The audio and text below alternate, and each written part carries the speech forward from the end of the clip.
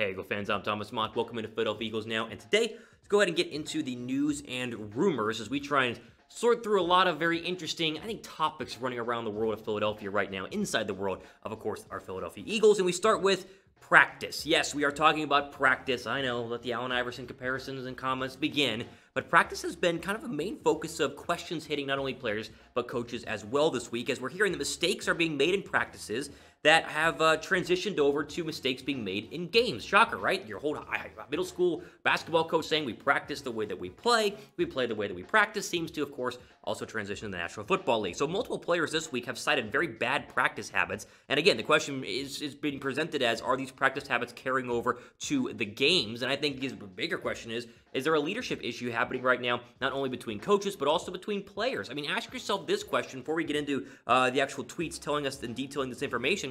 Who's the captain of the Philadelphia Eagles right now? Is it Brandon Graham? Is it Fletcher Cox? Is it Carson Wentz? Is it somebody else? I mean, there are a lot of veterans on the team, but I don't know if there's one veteran like a Malcolm Jenkins who's galvanized the entire locker room. Here was one of the ABC 6 reporters in Philadelphia. He had an interesting tweet here. Jeff says, quote, Eagles defensive end Brandon Graham says they are addressing the elephant in the room in not playing smart football and self-inflicted wounds. Graham says too many mistakes are happening in practice and carrying over into games. Excuse me. So too many mistakes happening in practice and carrying over into games.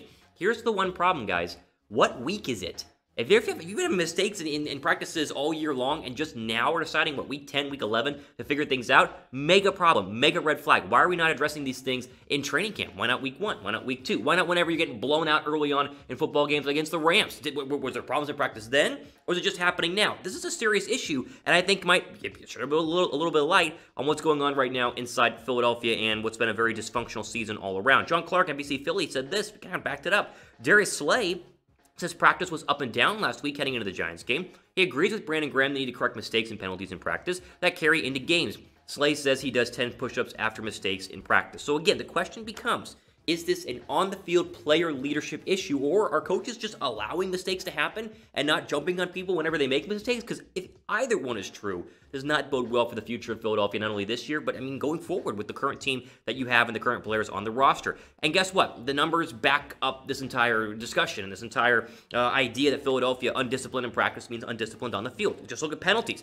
They're 23rd in the National Football League in penalties per game. That's gone up the past couple of weeks, and you're right there alongside bad football teams. The Carolina Panthers, the Chicago Bears, they're terrible. But the New York Jets, these are the teams that perform and play well. Normally don't have turnovers, don't have penalties, and do well on third down. And as you'll see, Philadelphia is terrible in all three of those categories. I mentioned third down. How about your third down conversion rankings? Philadelphia 0 for 9 last week against the Giants, and that puts them right there at 24th in third down conversion percentage in the National Football League, about 39.66%. Of course, alongside teams like Washington, teams like Seattle, who've struggled the last couple of weeks, and Denver. 3 of those 4 football teams are bad football teams, and Seattle, again, the reason that they are not a better football team and the best football team in the NFL is due to mistakes and third down conversion rates like this. Finally, turnovers. Guess where Philadelphia is? How about 30th in turnovers? A lot of that falls on Carson Wentz, but they've had other turnover issues as well. And look who they're with. The Niners, bad football team. Broncos, bad football team. And guess what? Dallas there, 31st, a bad football team as well. What are we getting at right now? We are at a time in the season where if it was any other year, Philadelphia would be irrelevant, they would be down and out, and we would be talking about a complete and total rebuild. Because they're first in the NFC East, we have to go ahead and keep the playoff hope and idea alive,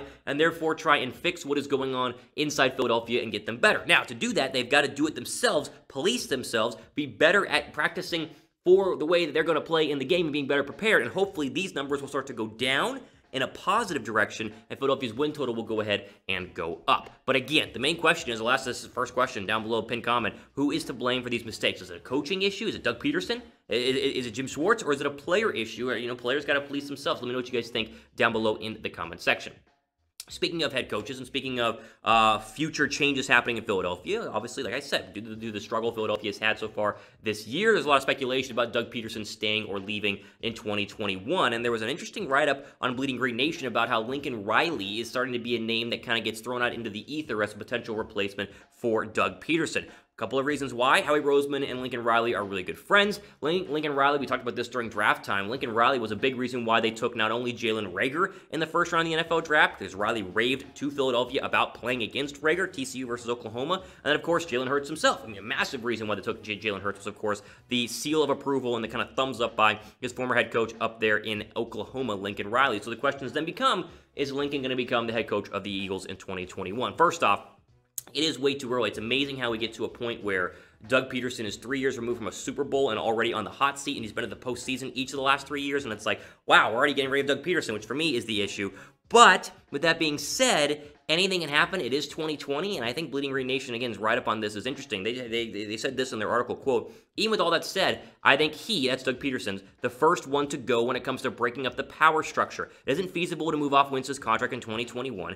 Excuse me, Roseman will forever be Lurie's golden boy, and it's still unclear what type of disaster it would take for Lurie to move on from him as a general manager. So a lot of things to break down. They're saying that Pederson would be the first to go. They would keep Carson Wentz, and Jeffrey Lurie loves Howie Roseman, the GM, and would not remove him for any sort of major reason, although I think a lot of Eagle fans can point to his recent, let's say, non-success in the NFL draft as warrant enough for making, a change at GM, but I digress. Riley's a great coach. I mean, obviously, he is a fantastic coach, and right now with the Eagles' offense struggling, there would be no doubt that Lincoln Riley would provide a big boost to the Eagles' offense. Now, the Eagles, if they're playing NFL defenses versus Oklahoma playing Big 12 defense, a little different. But as we know, in terms of scoring offenses with Lincoln Riley, past 4 years, not bad. 6th, 1st, and 3rd in points per game. And of course, one of those seasons was with the current Eagle backup quarterback, Jalen Hurts. If this were to happen, it would have to basically come from a Jeffrey Lurie decision, because he, of course, is the owner, CEO. I mean, he's the president of the Philadelphia Eagles. It would come from him, and Lurie would have to be so done with Doug Pederson, done with Carson Wentz, and high on Jalen Hurts. So that's why we're talking about this as a rumor and not an actual bit of news, and why I am not on board with this, because I don't see it actually happening. But with that being said, you can see a scenario, a path to where this could actually become possible. And there's been rumors that Riley would be interested in jumping to the NFL. They talked about Dallas first. Why not Philadelphia with the quarterback he's very, very familiar with? Again, it's too early. I'm a Doug Pederson guy. I've always been a Doug Pederson guy. I mean, he's a Super Bowl champion.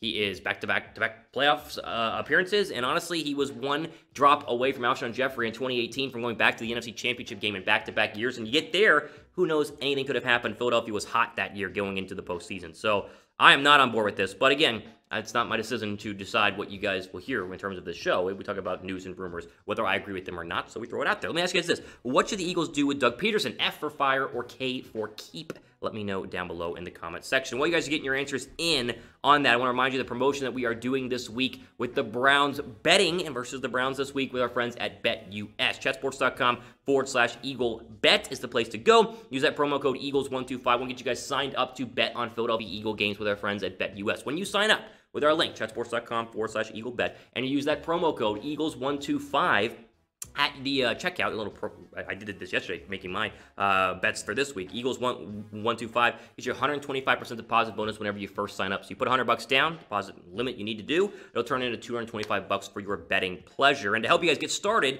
if you're new to betting, we want to give you guys a risk-free first bet here on Sunday for the Eagles to cover against the Cleveland Browns. So if you guys think the Eagles will cover against the Browns, put your money where your mouth is. I'll put my money where my mouth is. Let's just say this. You put your $100 deposit down, you sign up first, and then let's say bet $30 of that on the Eagles to cover. If they don't, we will Venmo you the difference and whatever you lost up to $50. All you got to do is email us, eagles@chatsports.com. That way you guys can go ahead and show us the bet. And then, of course, if you put the $100 deposit down, whatever you put on the Eagles to cover, we will cover up to $50. If they lose, we'll Venmo you. So bet 30. If it loses, we'll Venmo you. Chatsports.com/EaglesBet, promo code Eagles125. Final little bit of news here. Carson Wentz met with the media yesterday, and of course, Philadelphia was asked about all the buzz surrounding Carson Wentz and the struggles that Carson Wentz has had, and yet he seems to be calm, cool, collected, and gave proper answers in terms of stabbing off, beating off the local media, or beating back the local media, and of course the national pundits who've been very, very critical of Carson Wentz. So this is, not really a story, but I think it's good news for Eagle fans who are still big Carson Wentz fans, like myself, and just want to see him get through this struggle. You can't be sensitive as a quarterback in the National Football League, and you can't be sensitive as a quarterback in Philadelphia, and Wentz doesn't seem to be up to this point. You can quote here from his press conference, "I don't listen to a lot of the noise because all that really matters is inside this building. I've made a habit of staying on social media for a couple of years, whether it's good or bad." And again, Carson Wentz has done a very good job of that. I mean, he's not really on Twitter. He does have an Instagram, but he He has a Twitter, but he's obviously staying off it. He has Instagram, but tends to just post kind of family photos on there. You know, a good follow. I follow Carson Wentz on Twitter. It's been a bad year. Yes, we totally understand. But I still think the majority of Eagle players, and to me, I think the majority of Eagle fans are still on board for Carson Wentz. Zach Ertz, who potentially could play on Sunday, unknown for sure yet, but was out there on practice, said this on Tuesday, quote, "I truly believe that Wentz is going to turn this thing around, not only for our offense, but for this football team. I know he's going to be harder on himself than anyone else in this city or across the country. He's the best player I've ever been around, and I'm excited to see how he comes to work this week." He's got to come to work this week. I mean, and then the next week and the week after that, because the schedule is brutal. At the Browns, Seattle, Packers, New Orleans Saints, and then, of course, you go ahead and wrap things up with a slightly easier 3-game final stretch, but still difficult. Cardinals fighting for, obviously, the top seed in the NFC West at Dallas, and then Washington, which could be the division decider, depending on where Washington is at that point. So, we'll see. I mean, listen.